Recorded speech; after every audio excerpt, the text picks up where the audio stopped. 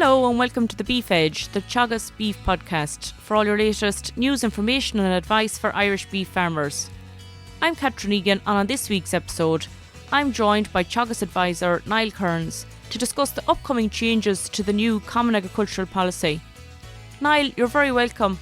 Big changes coming in 2023 as the new Common Agricultural Policy is coming into play, which will last for the next 5 years. What are the main changes that farmers need to be aware of? Yeah, Catherine, I suppose, there's a new cap coming into place in 2023. I suppose some of the big changes is there's a lot of changes around new, I suppose, grant aid or financial aid, or the check in the post, I suppose, known by some farmers, that is coming on stream. And there's new names put on previous schemes, and there is, I suppose, continuation of schemes that have been there in the past with a new name, and they also bring, I suppose, different terms and conditions. But I suppose the first thing really, Catherine, to bear in mind is a lot of the deadlines for applications is going to be mid-May, so maybe for your BISS application or whatever the case may be. But the big thing really, I suppose, if there's, I suppose, farmers listening in there today, if you're going to be changing your name on your BISS application, be it going to partnership with a child or a spouse, or you're handing the farm over to the next generation, it's very important that you come forward now today and speak with either your Teagasc advisor or your private consultant in relation to changing the name on the BISS application. Changing the name on the BISS application takes time. It can take up to 4 to 5 weeks, and the local DVO in your area needs to be notified. So I suppose come forward now today if you are changing your name and you know you're going to be changing your name, in order to get all the necessary paperwork up to speed before the deadline in mid-May. I suppose moving on a small, but then historically the BPS that has now been, I suppose, has changed to the new, it's called BISS. Okay, so BPS now is a thing in the past, and BISS replaces it. So BISS basically makes up your entitlements, which is a proportion of your payments that come the end of the year. Okay, and entitlement values are fluctuating up, but they're also fluctuating down.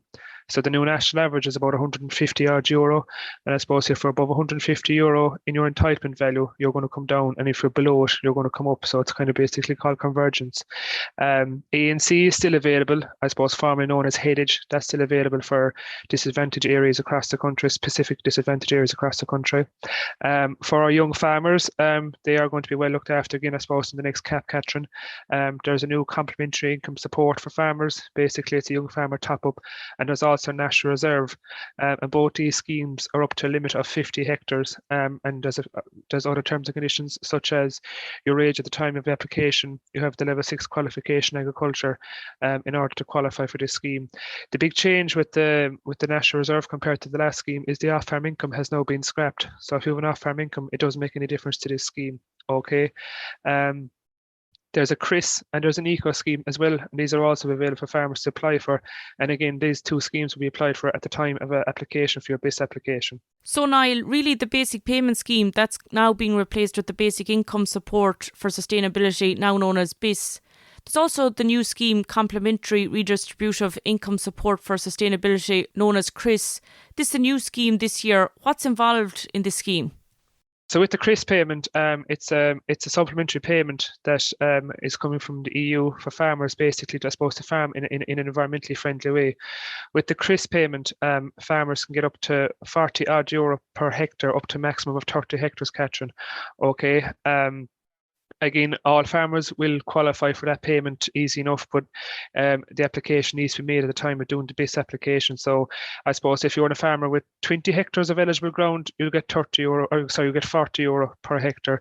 And if you're a farmer then with 50 hectares of ground, for argument's sake, you only get paid up to 30. So it's actually the same as the headage payment, the ANC payment, which is available for certain farmers.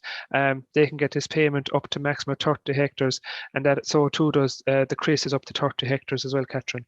So that payment is really front-loaded for the first 30 hectares, Niall. For the new scheme, the eco scheme, essentially that's replacing the greening element of the payment. What will that entail for farmers? Yeah, so with the eco scheme, then as you say, that is replacing greening. So greening was something that was available in the past, has now finished effectively. There's 8 measures that farmers can choose from, and they have to choose 2 options out of the 8 in order to qualify for the eco scheme. Now the eco scheme is worth about 70 to 80 euro per hectare. The finer details are yet to be unfolded, but I suppose a lot of dry stock farmers will qualify for the eco scheme because there's a calculation done on your BISS application based on the space for nature you have in your farm. So, for example, hedgerows, tree lines, and in certain situations, scrub can also be eligible. And if you score above 10% for space for nature, this qualifies you for 2 actions out of the 8, and therefore you will qualify for your eco scheme payment. Now, if you're in a situation that maybe you don't have a lot of, we'll say, tree lines or hedgerows or whatever the case to be on your farm, there are 7 other actions you can choose from. Some of these include maintaining a minimum stocking rate, spreading fertilizer with a GPS spreader. There's options there if you're a tillage farmer, setting break crops. There's also options setting trees or setting hedges. You can set hedgerows or tree line in relation to that. And furthermore, then there's a liming plan you can go for, again, if you don't qualify in the other options. So there's 8 options in total, as I say, Catherine, and the majority of dry stock farmers, from what I've seen anyway down here in Kerry, will qualify for the eco scheme based on the space for nature, based on the features that they have on their land already. That's great, Niall. So overall, BPS and greening payments that farmers are familiar with over the past 8 years will now be made up of 3 parts: BISS, eco scheme and CRISS. But how might the payments be affected by this change? Yeah, that's a good way to describe it. As I said from the onset, I suppose, eco scheme and the CRISS payment, farmers, the majority of farmers will qualify without having to do a whole lot. But where the change could be is if you were a farmer in the past that had an entitlement with a net unit value of, we'll say, €250, that was your net unit value of your entitlement in the past. Well, you're €100 above the national average. So the national average, as I say, is about €150 to €160 in the new CAP scheme. So if you find yourself above this, you are going to get a bit of a cut, unfortunately. Now, it could be made up on the other side in having get a cut on your entitlement. You could be brought up with the eco and the CRISS payment as a kind of to soften the blow, I suppose, in terms of the cut that you might make. So, farmers above the national average, unfortunately, their entitlement value is going to come down. That's the new rules that are coming in CAP. But now for the farmers that are below the national average, below €150 for per entitlement, their net unit value of entitlement is going to increase over the next couple of years. And I suppose where more farmers will gain as well, I suppose in the past, if they had, would say, scrub for argument's sake, on their holding, and they're primarily getting cut for the scrub, as in their payments are getting cut, and they might have to lease out entitlements in order to keep them active. Well, in the new scheme now, they have the opportunity potentially to draw their entitlement on this scrub area. Now, there's terms and conditions that you have to meet there as well, that the parcel has to be 50% eligible and 50% scrub. So, again, your advisor will advise you whether it'll work or won't work for you. So, there's different variations, I suppose, in terms of what way payments are going to go for farmers. And like every scheme, Catherine, I suppose there's going to be winners and losers. Now, the department have brought out a CAP calculator, and that's available online. So basically, what you need to know for this CAP calculator, I suppose, if farmers are, handy enough with the IT, they could Google it and see what way their CAP payments are going to go. But what you need for this CAP calculator is the amount of eligible hectares you have, and the net unit value of your entitlements plus the greening in the last round of CAP. You can put this information into the calculator, and it'll calculate out your payments for the next 5 years based on the information you feed into it. So that will give farmers a good indication. But the department will be sending out maps to all farmers in the next 4 to 5 weeks. Maps, will say, based on the BPS they submitted in 2022, and also then their entitlement values for the next couple of years will also be illustrated here. So I suppose this year farmers really will know where they sit, and again, that'll be the place for the next 5 years. But I suppose as advisors, we're in continuous consultations with the department in relation to how these schemes are going to plan out. So I suppose, as they say, the devil is in the detail when the terms and conditions are released. But the CAP calculator, designed by the department does give farmers a fair indication of what way their payments are going to be for the next 4 to 5 years. Most definitely, Niall, it'll be a great help for farmers listening, wondering what their expected payments will be. There is some confusion still as to, is the ANC still available? There are some changes to that, particularly in relation to the stocking rate. Yes, so ANC is available in disadvantaged areas across the country. Now, most farmers that would have been applied for ANC in the past should be eligible again. The stocking rate for ANC, so the amount of cattle you keep, that stocking rate requirement has reduced from 0.15 livestock units per hectare down to 0.1. Okay, but so too then has the stocking rate for a suckler cow. So historically, a suckler cow was one livestock unit. Now she's coming down to 0.8 of a livestock unit, for example.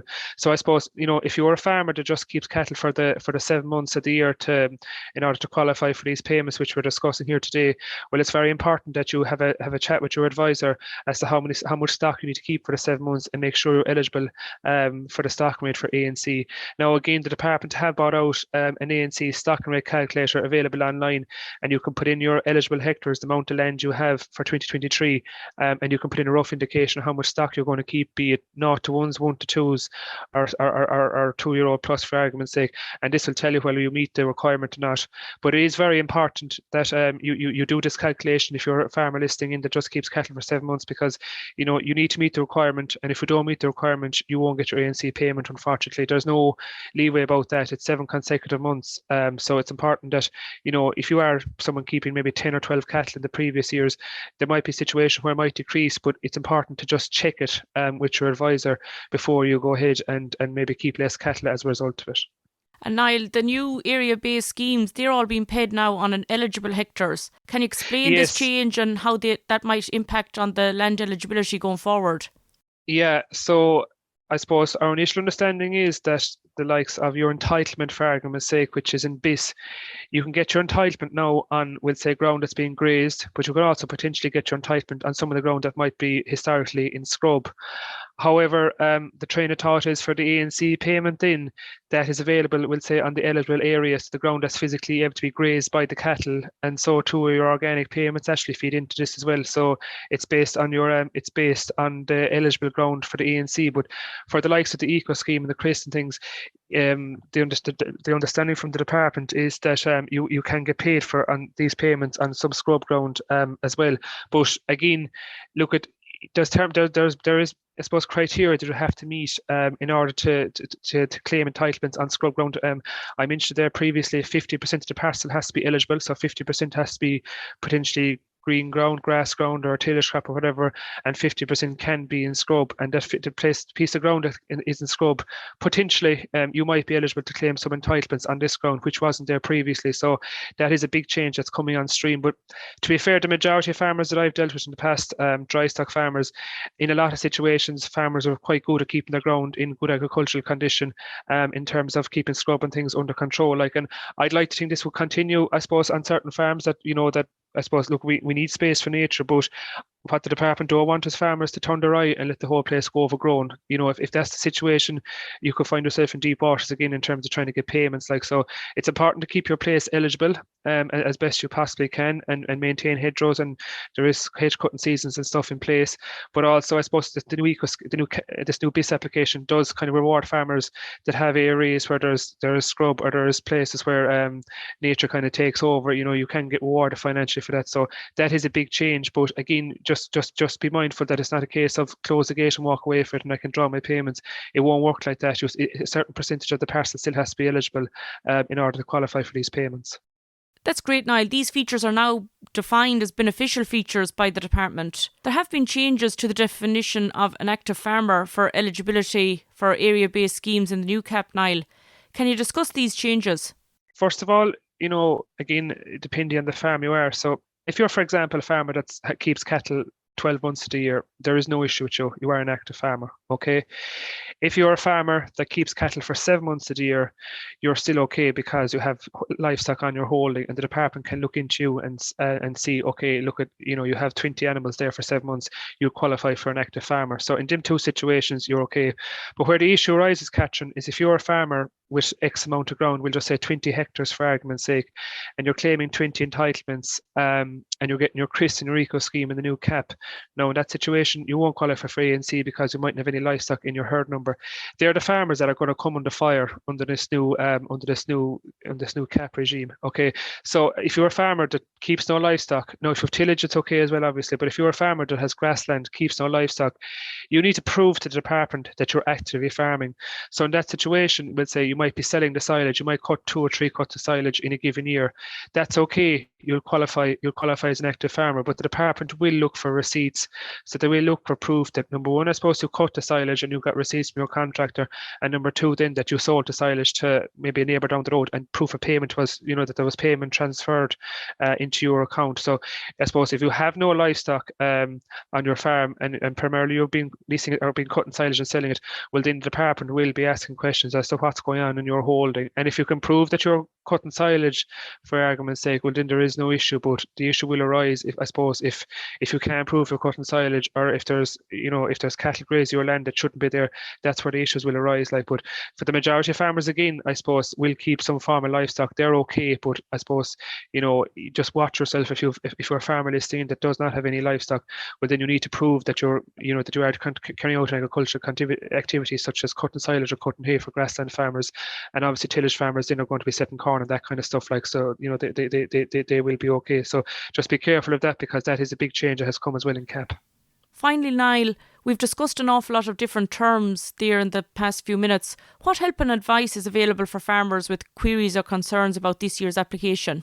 Yeah, I suppose there is a lot of information available on the Department of Agricultural website, for these different schemes. I suppose some of the schemes that we've discussed are still kind of in the final stages of being passed, I suppose. So, over the coming weeks and months, we'll be advising all farmers to keep up to date with themselves in terms of reading terms and conditions released by the department.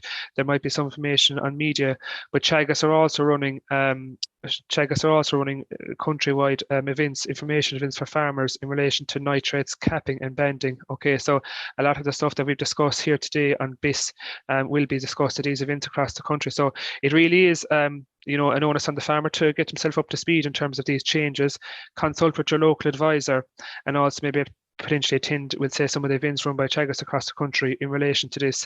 And it is very, very important. We have mentioned a lot of schemes that, don't just presume that your advisor, you might be dealing with your advisor for the last 20 years. Don't just presume that your advisor is going to submit the scheme, without having a chat with him first of all, or having a discussion with him, because there is a lot of pressure to get a lot of these schemes in, and the time frame is always quite tight.